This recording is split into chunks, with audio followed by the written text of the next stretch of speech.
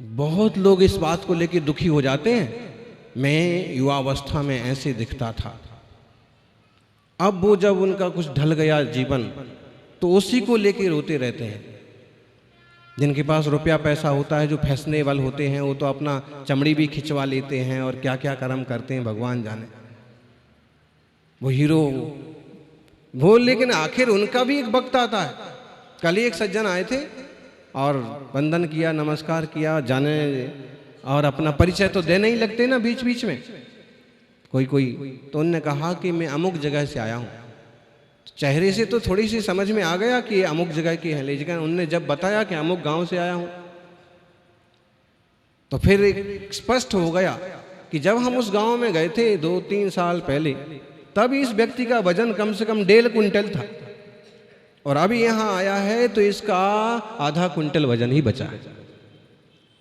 क्योंकि अब इसके आगे हमने पूछना उचित नहीं समझना कि भाई क्या हुआ था, कोरोना में कोई तकलीफ आ गई थी कि कोई बीमारी आ गई थी, लेकिन ये तो निश्चित हो गया कि अब वह का वही नहीं रह गया। अब ये व्यक्ति चाहे तो दुखी होता रहे कि मैं पहले हट्टा कट्टा तगड़ा था, तो वो दुखी होता रहे, और चाहे तो आप ये सोच के प्रसन्न भी हो सकता है कि पहले मैं एकदम हट्टा कट्टा मोटा पेट वाला था और अब एकदम स्लिम हो गया, सुंदर हो गया, सुखी भी हो सकता है। लेकिन ज्ञानी इस तरह की पर्याय के परिवर्तन देख के ना तो सुखी होगा और ना दुखी, पर्याय का परिणमन हो रहा है।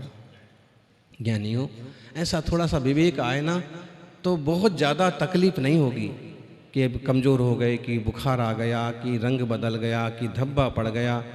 तो है, परिवर्तन होता है, संसार का द्रव्य का स्वभाव है।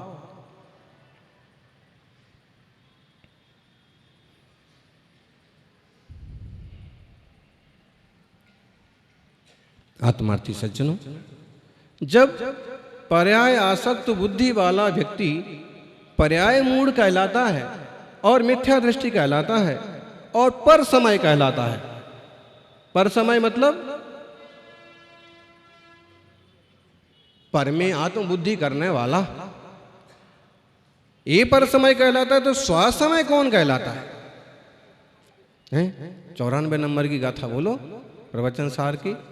जो पज्जये सुनिर्दा जीवा पर समय गति निदिठा आद सहावम मिठिदा ते सग समया मुणे दब्बा। प्राकृत भाषा की खूब मीठे शब्द है, प्राचीन भाषा है, एक एक शब्द मोती जैसा है। जो माने जो तो आज अपन बोलते ही, आजकल भी बोलते हैं, जो व्यक्ति प्रवचन में आएगा वो ज्ञानी बन जाएगा। जो प्रवचन में आते हैं उनको प्रवचन भाते हैं, ठीक है, जो तो बोलते ही हैं। फिर पज्जये सुनिर्दा, केवल पर्याय में निरत है। कितने सरल शब्द हैं, पर्याय में ही डूबा है। यह ही मैं हूं, हमेशा मूंछों पर ताव देता रहता है। कोई आदमी देखना आप यूं खाली पीली बैठा रहेगा और यूं करता रहेगा। इससे क्या हो रहा है? इससे एक तरह का अशुभ ध्यान चल रहा है। किसी भी गम में, किसी भी खुशी में, किसी विकार में डूबा है, या फिर अपने बल पौरुष या सुंदरता पर इतराता हुआ यूं मूंछ मरोड़े जा रहा। ये तो अच्छा हुआ आजकल की फैशन की दुनिया ने लोगों की मूंछें ही गायब करवा दी, नहीं तो प्रवचन में यही मुश्किल हो जाती है, आप मूंछें ही संभालते रहते और प्रवचन सुनने की बजाय। हाँ, अब देख लो आप, जिनके बाल होते हैं वो बालों को कैसे संभालते रहते हैं। और कुछ लोग तो ऐसे होते हैं कि थोड़े से बाल यूं खुले छोड़ देंगे और फिर बार बार यूं करेंगे, बार बार यूं करेंगे, यूं करेंगे। क्या हो रहा है इससे? अरे भाई, ऐसे खुले बाल तो भालू की पर्याय में बहुत बार मिल गए, और बेचारा जो है यूं भी नहीं कर सकता है, क्योंकि उसके बाल तो यूं आंखों तक आ ही जाते हैं लटक करके। हाँ, अब इंसानों के बीच में आ जाए तो वो फिर यूं करना सीख जाएगा कि कि अपन यूं कर सकते। ठीक है, ऐसे बाल भी भालू की पर्याय में मिल गए और मूछें भी। अरे भाई, चूहे की भी मूछें होती हैं, आपने देखी चूहे की मूछें?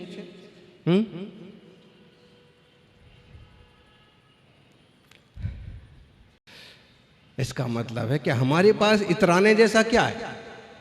बस ये है कि एक हम अच्छे इंसान हैं, एक अच्छा स्वस्थ शरीर है। इस स्वस्थ शरीर को पा करके स्वस्वभाव की चिंता करें कि शरीर तो ठीक अपने हिसाब से चलता रहेगा, बढ़ता रहेगा, बदलता रहेगा, लेकिन मेरी चेतना की हानि, ध्रुव स्वभाव की हानि नहीं होना चाहिए।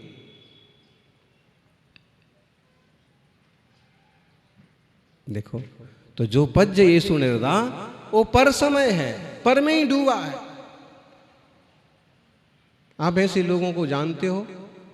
बिल्कुल, उसने किसी व्यक्ति को पसंद कर लिया है, किसी वस्तु को पसंद कर लिया है, अब उसी के ख्याल में परेशान है, डूबा हुआ है उसको। अरे ऐसे भोंदू मिलेंगे आपको, और टीवी पर पिक्चर देख करके, सीरियल देख करके उसकी हीरोइन को पसंद कर लेते हैं। अब पता है कि लेना एक ना, कोई मतलब नहीं है। तुम्हारे राग करने से, तुम्हारे विकार करने से, और तुम्हें जो पर्याय उस पर दिख रही है ना, वो असली पर्याय भी नहीं है, वो तो चित्र है। वो जो पुद्गल में जो 10 भेद बताए हैं, शब्द बंध सूक्ष्म स्थौल्य संस्थान भेद तमक छाया तपो द्योतवंतश्च, ये छाया है। ये तो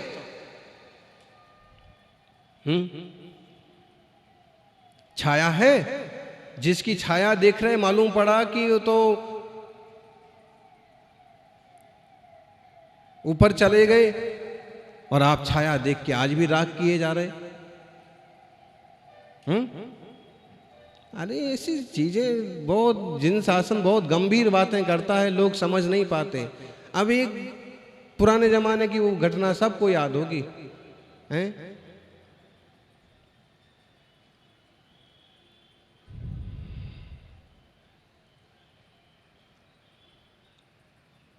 और ऐसी रोज घटनाएं घटती हैं।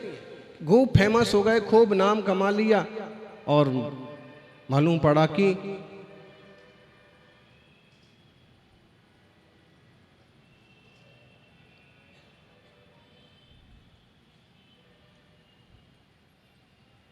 आप कहोगे महाराज जी सारांश क्या? सारांश ये है कि हम केवल एक पर्याय पर मुग्ध होके न रह जाएं, ना हम केवल अपनी विषम जातीय पर्याय पर, और ना हम किसी बाहर की दूसरी चीजों पर। अक्सर कर आप कहोगे इससे फायदा क्या है? इससे फायदा ये है कि हम निज स्वभाव को पहचानेंगे, जीवन में शांति आएगी। ठीक, श्रावक को, गृहस्थी को क्या फायदा है? गृहस्थी को इस चीज को समझ लेने से सबसे बड़ा फायदा है कि उसकी चंचलता पर विराम लगेगा, और कभी अगर उसका मन कहीं डोले तो समझ लेगा कि सारी चीजें बदलने वाली हैं।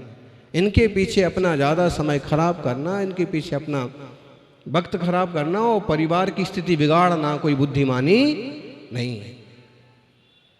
जिन शासन से, तत्व ज्ञान से समझ तो आती है। इसलिए तो छोटी छोटी भाई के त्यागी वृत्ति भी कैसे अपने मार्ग पर डटे रहते हैं। पता पड़ गया है कि अब विकार की दुनिया में नहीं जाना है, वीतरागता के मार्ग पर जाना है। स्वसमय आद सहावम मिठिदा, आत्म स्वभाव में जो स्थित है, स्वस्वभाव में जो स्थित है, ते सग समया मुड़े दब्बा, वे स्वसमय कहलाते हैं।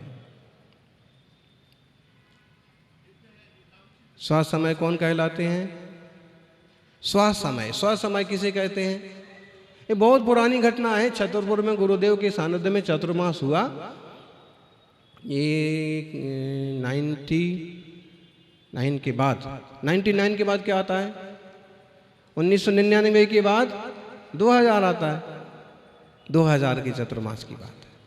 तो ऐसे ही हुआ 2000 के चतुर्मास की समय में, समझ लो इस देह की वय जो है ना 23। तो वहां पर क्या हुआ कि एक दिन 2-3 युवक आए, माने बहुत ज़्यादा इंटेलिजेंट, उनकी मान्यता थोड़ी सी मुनिराजों के प्रति कम थी।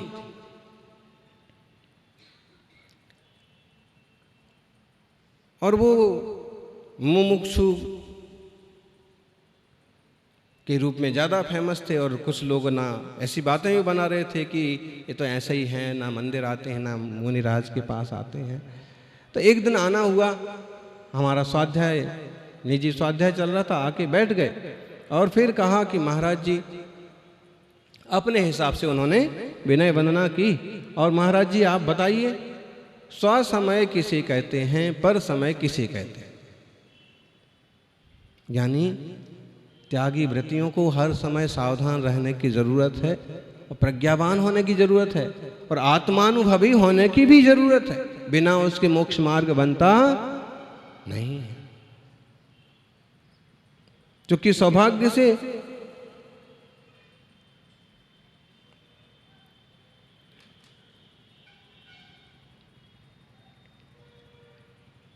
हमें ये सारी बातें ख्याल में रहती हैं, तो हमने उनको जो जवाब दिया, सिर्फ एक गाथा सुनाई, समय सार की दूसरे नंबर की गाथा। समय सार की दूसरे नंबर की गाथा कौन सी है?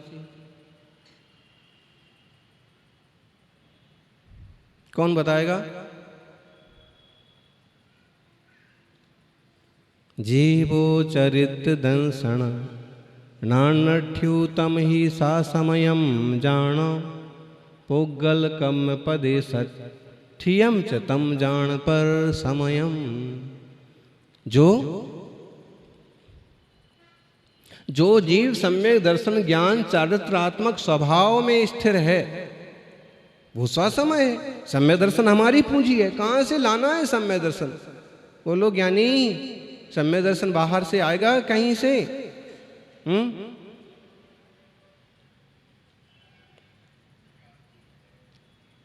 रण तयमण बट्टई अप्पाड़म मुइत्तु अन्न दवियम्मी। रत्नत्रय अपने आत्मा को छोड़ करके किसी अन्य द्रव्य में नहीं पाया जाता है, जड़ में नहीं पाया जाता है। और मेरा रत्नत्रय मुझ में ही पाया जाएगा, मेरे पिताजी में पाया जाएगा, मेरे गुरुजी में पाया जाएगा। उनका रत्नत्रय, उनका। हमारे ऊपर सबसे बड़ा उपकार तो यही है भगवान जिनेश्वर का, कि उन्होंने ये मार्ग बताया, मुक्ति का मार्ग बताया। मुनिराजों का उन्होंने रत्नत्रय का, मुक्ति का मार्ग बताया। उन्होंने आपको अपना ख्याल कराया। उन्होंने ये बताया कि तुम भी परमात्मा हो सकते हो।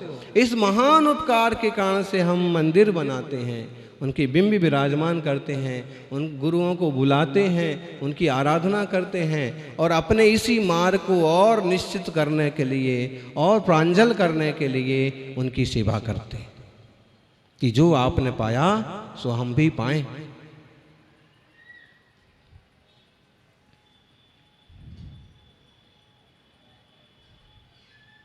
ध्यान रखना, अपन श्री जी को विराजमान करके कोई उपकार नहीं कर रहे कि शांति धारा की बोली लेकर के, कि सुंदर जिन प्रतिमा विराजमान करके, कि मंदिर बना के हम उन पर उपकार नहीं कर रहे।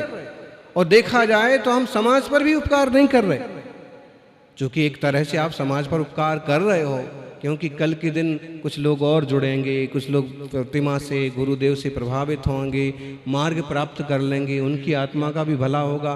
उस दृष्टि से आप उपकार कर रहे हो।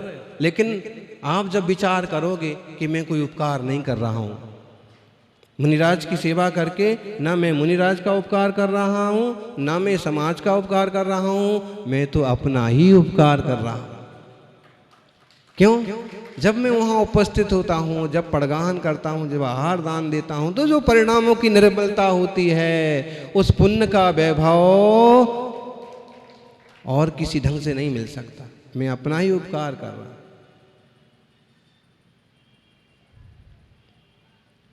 सौभाग्यशालियों, ये सौभाग्य की क्षण में मिले हैं।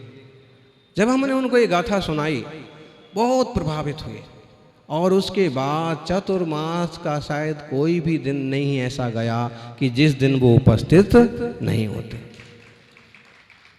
तत्व की बात मिल गई ना, कि स्वा समय क्या है, पर समय क्या है। अगर तुम विभाव में पड़े हो, कर्म के जंजाल में पड़े हो, निर्विकार स्वरूप को जानते ही नहीं हो, समझ ही नहीं है कि स्वा क्या और पर क्या, तो साधना किस चीज की कर रहे हो।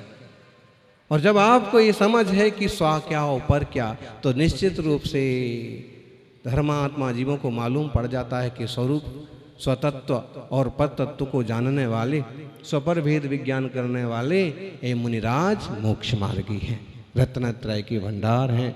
इनसे अपने रत्नत्रय की भी निर्मलता होगी। आद सहावम मिथिरा तेसक समया मुड़े अप्पा, आत्म स्वभाव में स्थित स्वसमय है। जब तक मैं अपने से अनजाना हूं तब तक ही बेगाना हूं, और जब निज को जाना तो फिर आप बोलो और कहाँ जाना। जब निज को जान लिया, पहचान लिया, पकड़ लिया, तो ऐसे लगता होगा थोड़ा भारी भारी, लेकिन सच्चाई यही है कि जब हम देखते हैं कि वो चक्रवर्ती मुनिराज, महाराज पद त्याग करके आए हुए मुनिराज और यूं बैठे हैं निश्चिंत शांत, तो वो जंजाल छोड़ के ऐसा क्या पा लिया, पूर्ण अनाकुलता, पूर्ण शांति से बैठे। निश्चित रूप से अपने रत्नत्रय का रत्न उन्होंने पाया है, और हम भी वही पाएं, इस तरह का पुरुषार्थ जरूरी है। जब दुनिया से बना बेगाना, तब खुद को पहचाना। खुद को पहचानना है तो क्या करना पड़ेगा, बोलो।